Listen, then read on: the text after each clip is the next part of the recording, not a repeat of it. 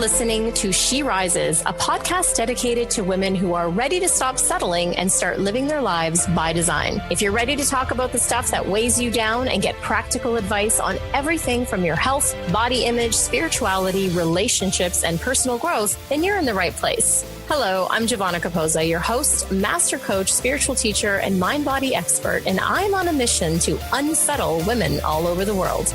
Are you ready to rise?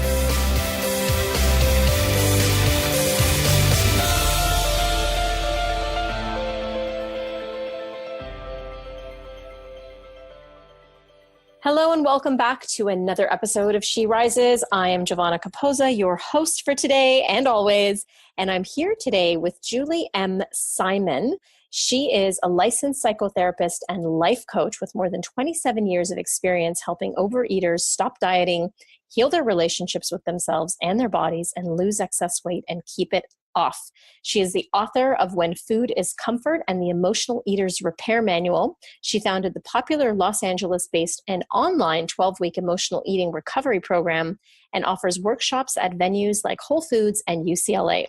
She lives in Los Angeles, and you can find out more about her at www.overeatingrecovery.com. Well, if you've been listening to this show for a while, you know that this topic of food and emotional eating and even food addiction is a topic near and dear to my heart. So I'm really pleased to have another guest on the show who's going to be enlightening us on this topic.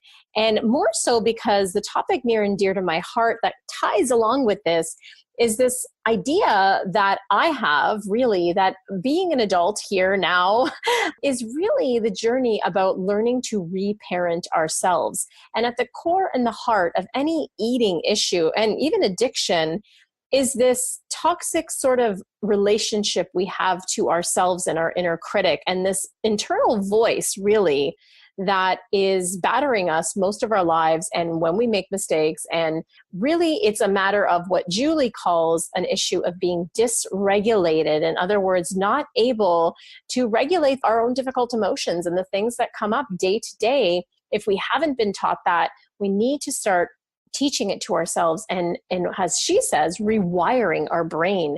And it is possible. And this episode's super fascinating and amazing. The book again is called When Food is Comfort. And I can't wait to dive into this. Let me know what you think in the show notes on the comments page at SheRisesPodcast.com. And I really, really hope you get a lot from this show. Enjoy. Hey, Julie, welcome to the show. Hi there. Thank you so much for having me. I'm really excited to have you on, as I mentioned in our show intro, and I'm sure the audience knows by now, this is a topic that is near and dear to my heart.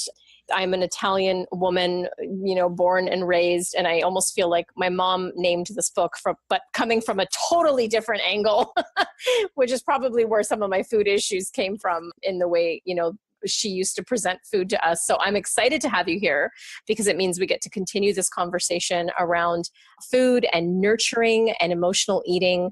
So welcome. I'm just happy for you to be here. Thank you. I'm happy to be here with you. Yeah. So I am always forever curious about the story behind how it is that you arrived at this topic that you teach in this book. And I'd love if you'd share that with the audience. Yes. I think the best place to start is kind of like for many of us when we're young girls, and certainly boys struggle with this too, but I'll speak especially to girls, that in our puberty years, we're very much consumed with how we look. And oftentimes we've got a little pudge during those years. And that's where it started for me. And I'll never forget a comment that my father said to me when I was eating a stack of Oreo cookies. And he said, if you keep eating like that, you're going to have thighs like your mother, right? Oh. And that was kind of the first time I had really kind of taken in, hearing him, his opinion of her thighs, right? And putting me in that category. And her thighs were large and she was forever dieting. And that really stuck with me. And it also stuck with me years later when I thought about it. And I thought, he didn't really offer me any help. He just basically kind of shamed me for what I was doing and for how I was going to be looking. But, it's an example of a time period where for girls and boys, we're really concerned with our bodies, and we start to the culture starts to kind of reinforce that messaging.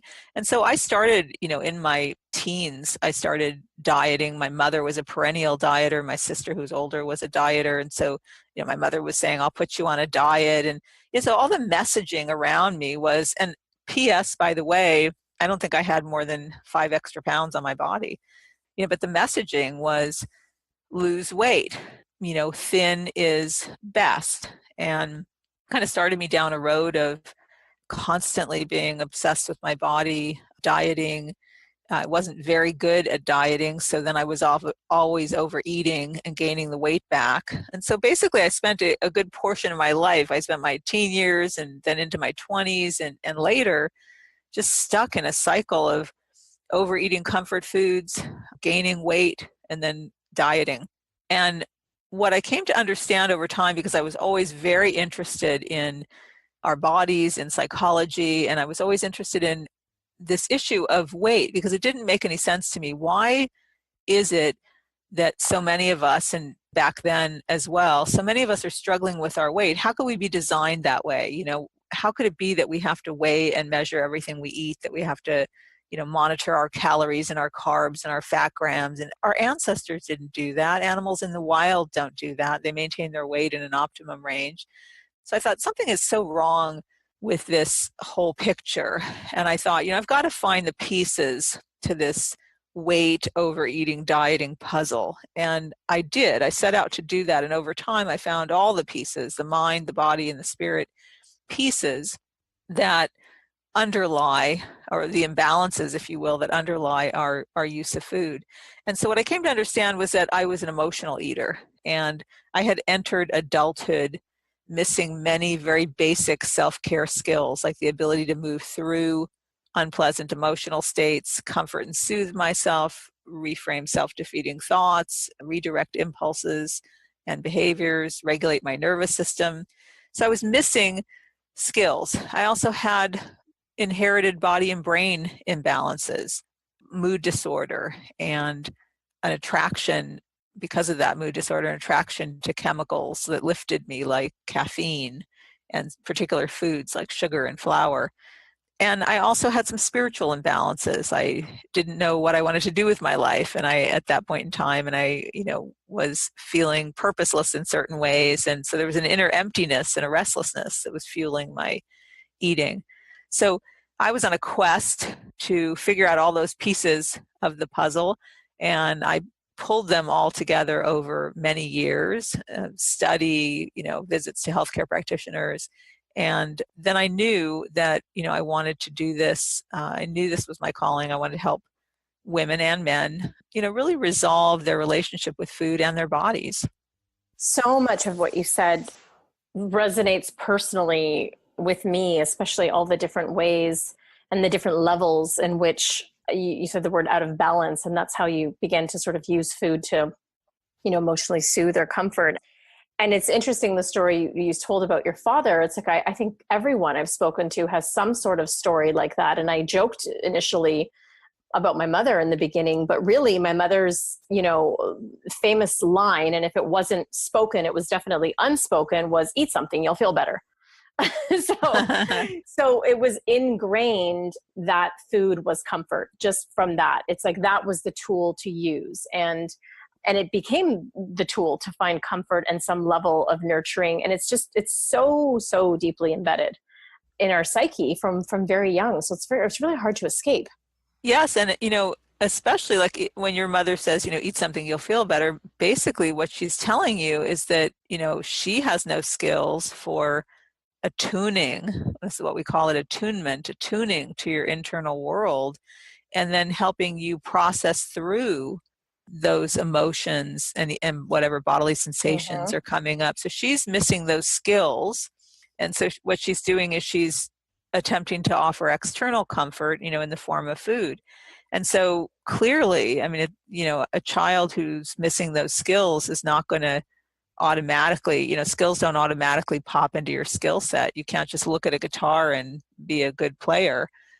So if your caregivers are missing those skills, and your caregivers may be very well intentioned, very loving, very kind. I have so many people who I work with who, came from very kind, caring parents. I even have a chapter in my book that's called "Yes, but I Had Great Parents," because because over the years I've had so many people say to me, how could this go back to my childhood? My parents were loving, they were kind, they were caring.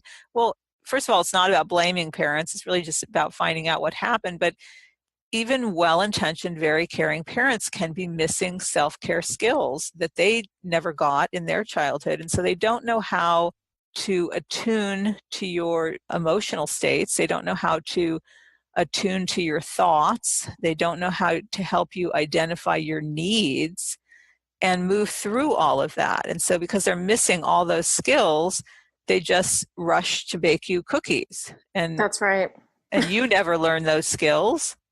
Yeah. And it seems, benign and loving, and oftentimes it is. And yet, it's what you spoke to earlier. So many of us have this issue. And why is that? And so it is a question of nurture and not nature, because we were designed to, burn excess fat. That's the only reason we're supposed to store it, right? And the only reason that we're supposed to eat is for fuel. And so there's all these ways in which, the influences on our psyche at an early age have just totally detoured us from what we naturally are meant to do, which leads me into self-regulation. And you talk a lot about that in your book. And I wonder if you would break that down for us a little bit. Yeah, well, that's the bottom line, is that what's happening with anyone. So you think about all of people say to me, oh, I don't think I really have a problem with food. It's really just that there's too much processed food everywhere. Or so people will say, I don't think it's me. Okay. And really, if you stop and think about it, why, if there's processed food everywhere, if there's addictive drugs everywhere, there's alcohol, you can buy it on every corner, there's caffeine everywhere, there's cigarettes, there's marijuana is now dispensed everywhere, if all of that is around, why isn't everyone addicted? Right. Right. So we know that there's got to be some difference between people who get addicted to these substances and people who don't. And so some people will say, well, I just have an addictive personality.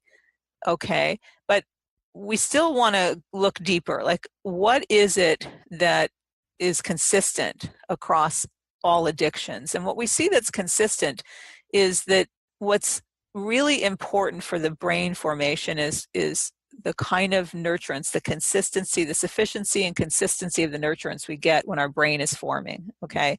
And so people that struggle with addiction did not get consistent and sufficient emotional nurturance in their early years. And again, it doesn't mean their caregivers weren't kind and loving. It just means their caregivers were missing skills.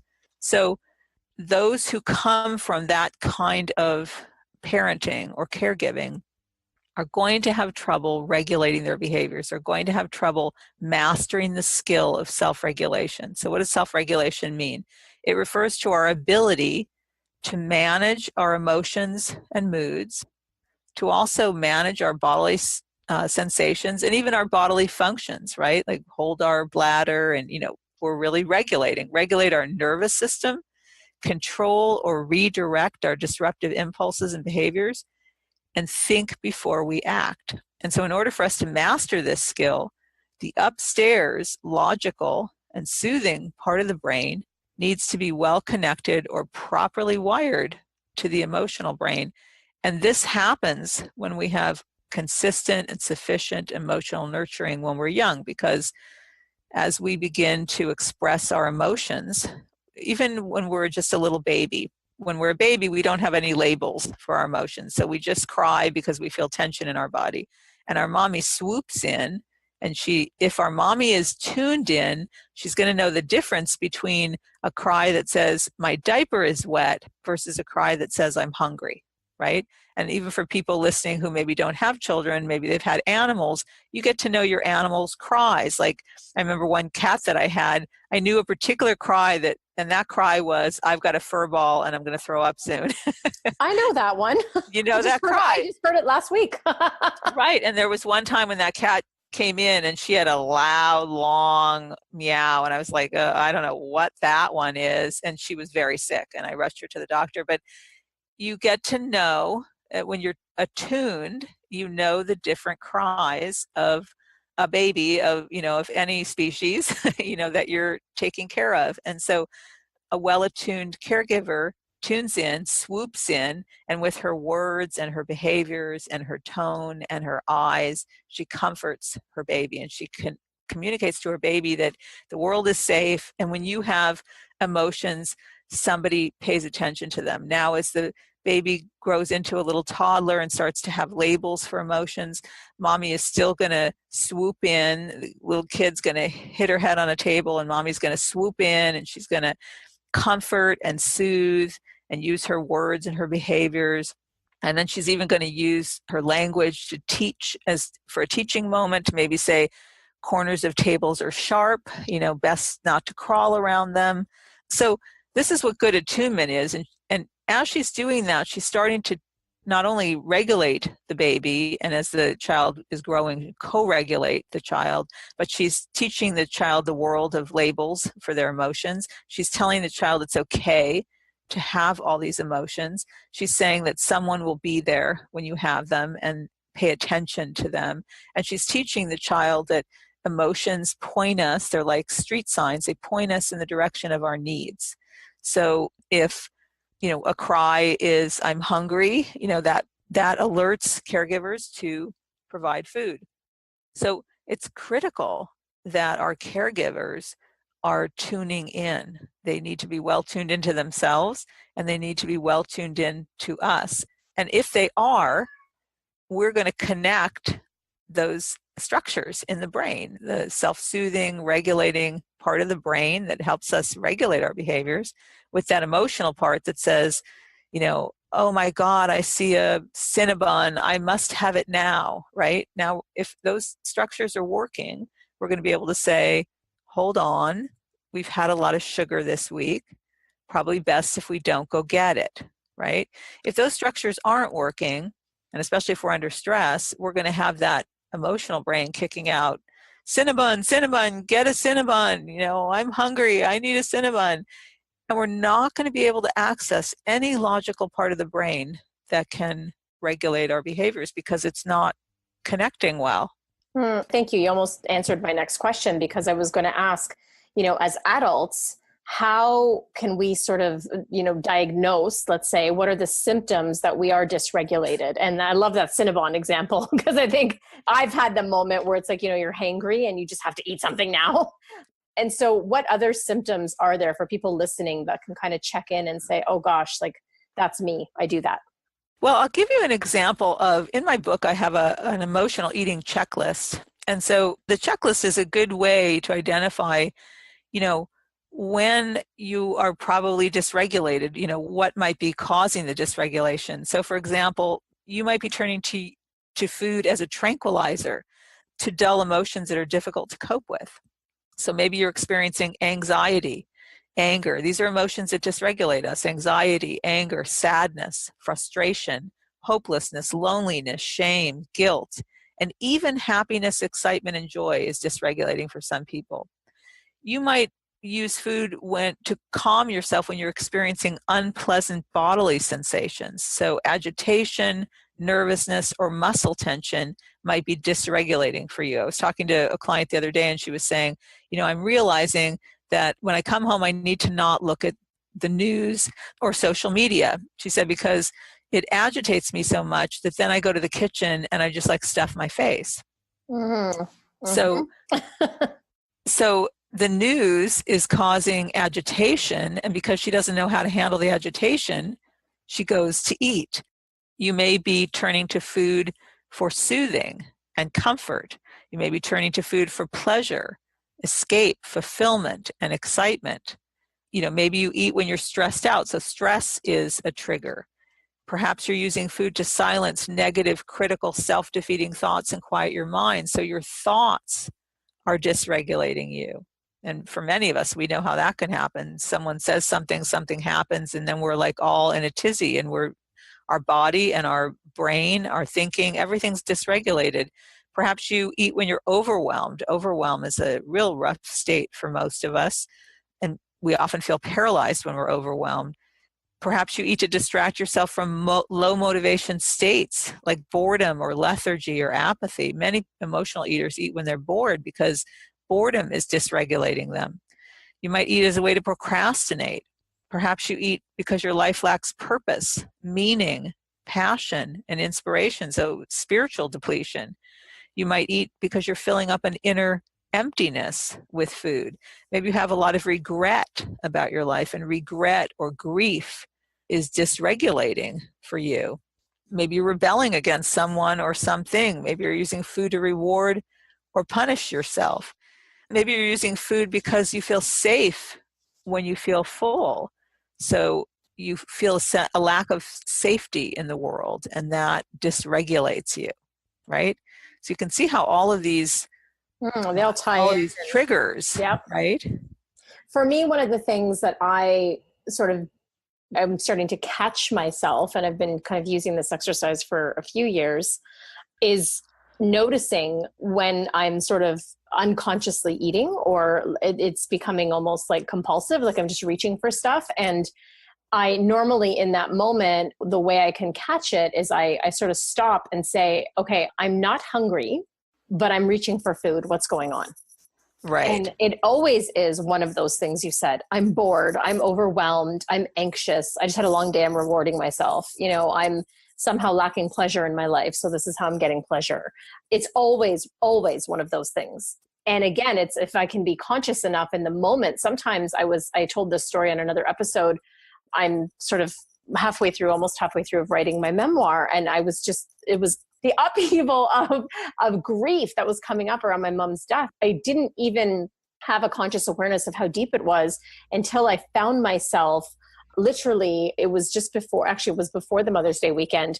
I was just eating and eating and eating and stuff I didn't normally like ever eat. And I had to stop. And I think it lasted a whole day before I was like, wait a second, what am I doing? So sometimes I can catch it right away. And sometimes, it takes a little while.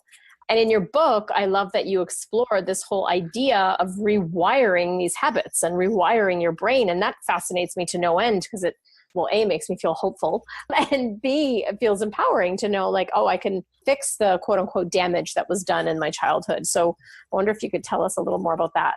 Yeah. And just one comment on what you were saying, it's so interesting, the kind of proof of how it really is more about skills that, when you're talking about, grabbing food and eating kind of unconsciously. I remember through college and probably even a little bit into grad school, my first graduate program, I couldn't kind of get through finals or exams without eating my brains out, like just overeating and constantly overeating. I had to overeat when I was studying.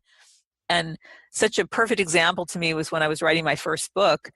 And that was kind of the first time again in my life that I was, doing that kind of intensive writing type of work, since my schooling. And I never turned to food, and I encountered overwhelm and frustration and, all kinds of states that one goes through when you're writing a book, but never once turned to food during it. And so it was such a perfect example to me of what recovery looks like, that I no longer needed, every time I felt overwhelmed by, oh gosh, I've just finished one chapter and I've got 26 more to go.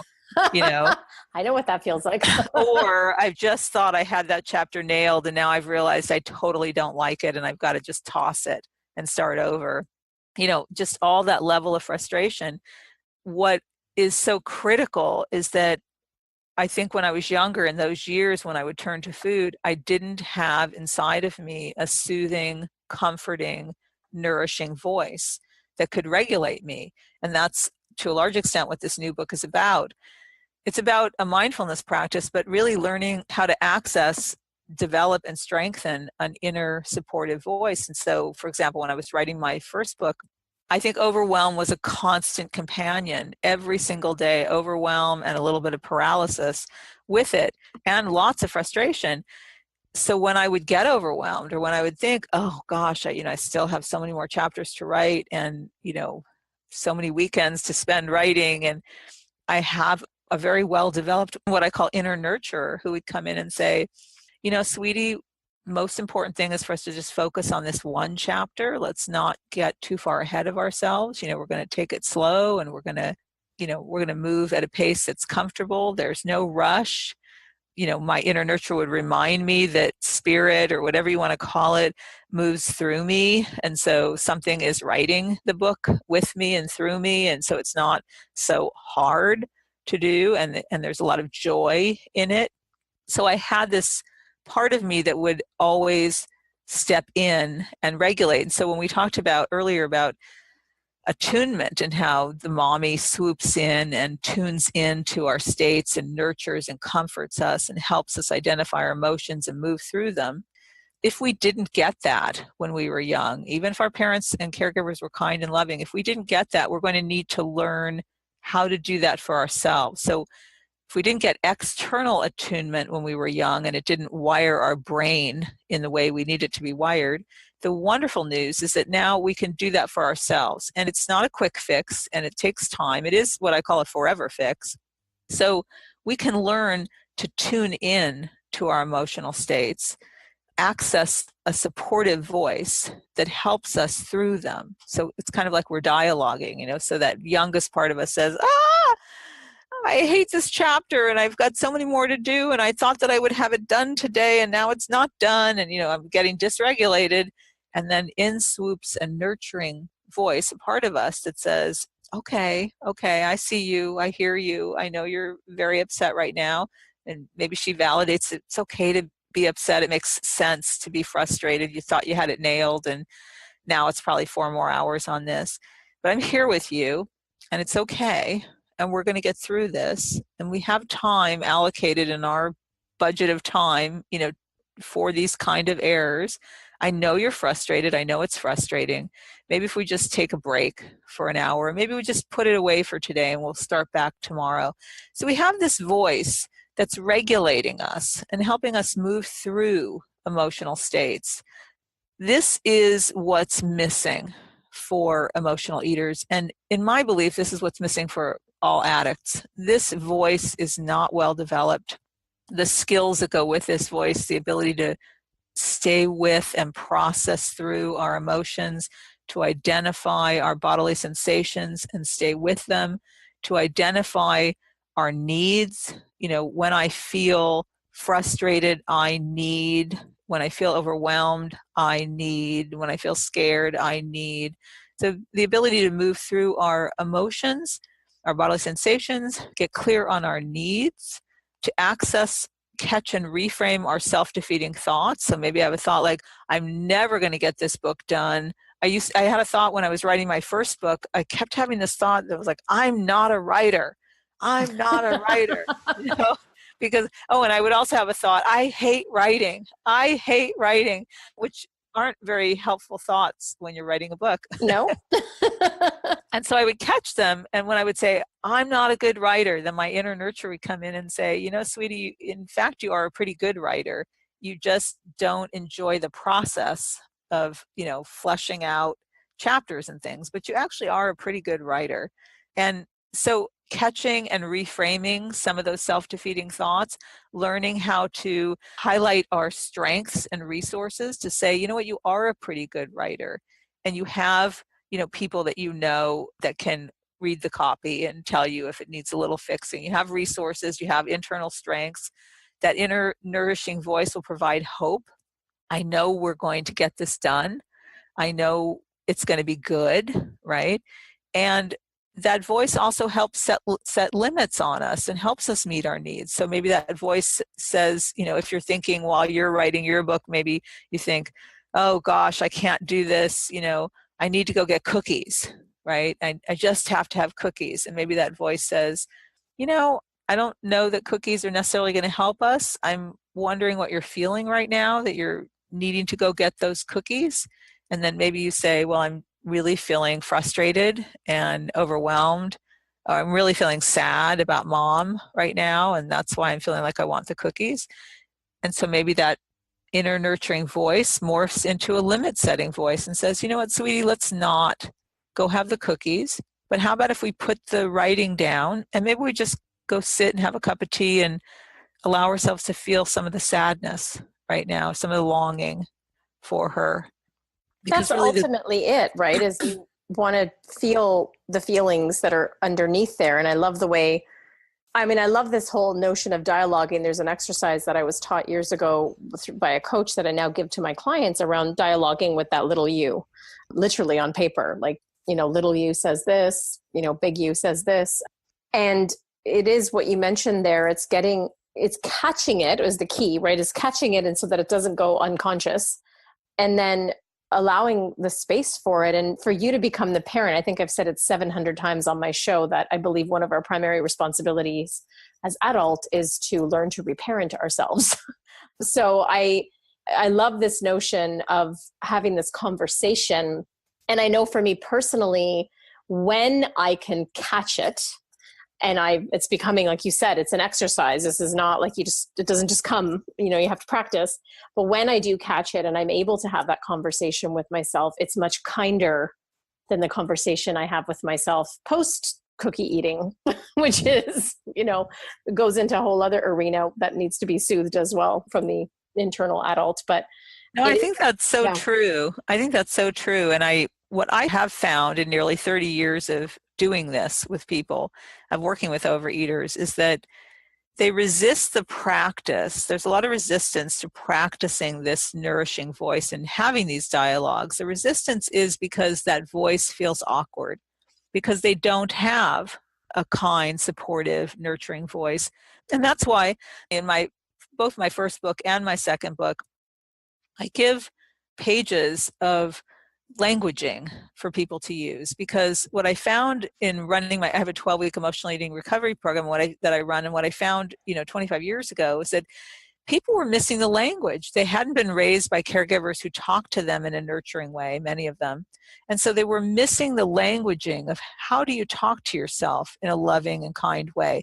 Most of them, almost every emotional eater I've ever worked with, has a very well-developed inner critic.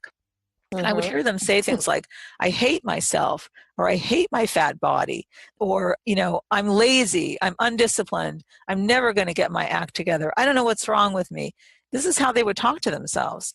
And when I would ask them to try, in my live groups, we'll use like a stuffed animal, and I'll have them hold the stuffed animal, and I'll say, could you talk to her like she's a very young part of yourself and nurture her? And they'll kind of hold her away from the body, and they'll kind of give her a lecture, like, well, you can do it, and, it'll be okay. It's very mechanical, right? It's very mechanical. And I'll say to them, I'm wondering if you could like pull her a little closer. And that feels kind of like a lecture you're giving her. It doesn't, and I'll ask the group, like, does that feel nurturing for most of you? And say, no, it kind of feels like a lecture. And we'll actually observe that people are having trouble being kind and nurturing and soothing. They haven't had enough exposure to that languaging, and so they have to learn the languaging. And what happens is that as they learn it, and I have little tips and tools I give in the book, saying we, like, I'm here with you, and we can get through this together, making it like there's someone there with you that's nurturing and kind. And when people start to get the hang of it, then they stop resisting it, and they start to see that it is shifting something, it's building something. What I found in my own journey was long before I knew the neuroscience behind this. What was happening was that I was rewiring my brain by accessing a voice and practicing that kind of nurturing voice. I was rewiring my brain, and the good news is that that voice took over. So now all I have in my head is this kind, loving, nurturing voice. I have a critic, but it is only constructive. It tells me, gee, maybe you should have gotten up a little bit earlier, to get to that meeting on time, but I don't have a harsh inner critic anymore. And that literally is because I rewired my brain, and everyone can rewire their brain. The key is going to be the practicing of these kind of dialogues. Absolutely. Because like you said, it doesn't come naturally. And even I have to say, the part in the book, one of the parts in the book that you're referring to in terms of communicating unconditionally, when I was reading some of them out loud, like even just the first one, it makes sense that you're feeling this way. Like I got a bit choked up because I was like, oh my gosh, I don't talk to myself this way. And it's so valuable to have the verbiage. I'm really glad that you included this in there, because it can be clunky. if you've never been spoken to that way, let alone spoken to yourself that way. So I absolutely love this. I'm astounded we're already at time. It just has gone by so quickly. For those of you listening, I hope you got a lot out of this conversation. The book is called When Food is Comfort, Nurturing Yourself Mindfully, Rewire Your Brain, and End Emotional Eating. And it really does feel from this conversation and from what I've read of the book so far that feels like more and more of a reality. I have to say, from, a fellow emotional eater, that it has sometimes felt sort of like, God, is this ever going to change? And this is very hopeful, and really, it speaks to my nerdy girl brain, and I love that. So thank you so much for being here on the show, Julie, and for writing this book and your previous book and the work that you do. I really appreciate it. Thank you for having me. It's my pleasure. Thank you so much for tuning in, and keep rising, everyone. For books and resources related to today's episode, make sure you head over to sherisespodcast.com, and I'll see you there. If you've enjoyed today's episode, make sure you tune back in next week when I dive into more juicy topics to help make your life the best it can be. And hey, if you've enjoyed listening to the show and you love it, head on over to iTunes and leave me a rate and review, and subscribe there to the show.